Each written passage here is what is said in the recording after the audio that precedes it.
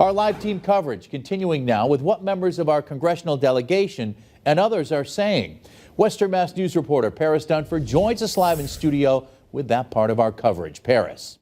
Chris, we spoke with Congressman Richard Neal, who says he's waiting to see the facts in this case and to hear the arguments from both the prosecutor and Trump's defense team before making any broad statements. Former President Donald Trump indicted by a Manhattan grand jury in connection to alleged hush money he paid to adult film star Stormy Daniels.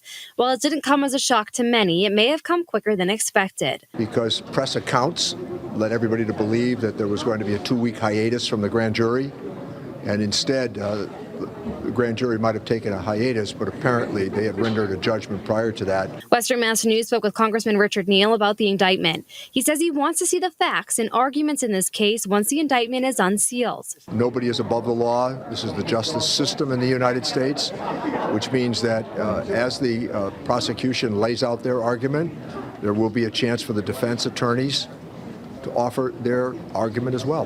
Fellow Congressman Jim McGovern felt a little bit more passionate about the news, sending out a statement that reads in part, quote, "Despite Trump's absurd rhetoric, his indictment has nothing to do with politics. After examining the evidence, hearing from witnesses, and looking at the law, a grand jury decided he'd likely committed a crime. How can anyone be surprised? His campaign manager, deputy campaign manager, chief strategist, and national security advisor, personal lawyer, and accountant are all convicted felons. Like a mob boss, he surrounded himself with a cult of criminals who took the fall for him, and now the jig is up." Western Mass News also spoke with a member of Public Citizens, a public advocacy group.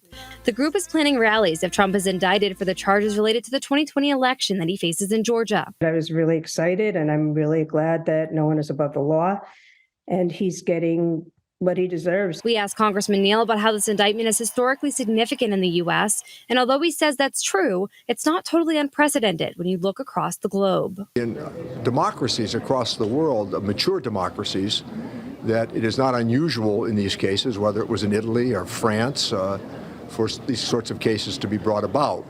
But I do think that here we want to make sure, as the case proceeds, that everybody has an understanding of exactly what the prosecutor is alleging.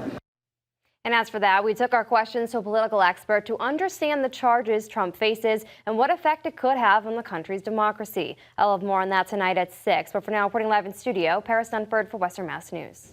Paris, thank you for that live report. On your phone or your TV, you can stream exclusive Western Mass News content anytime. For more information on former President Trump's indictment, just download the free Western Mass News app to your mobile and streaming devices today.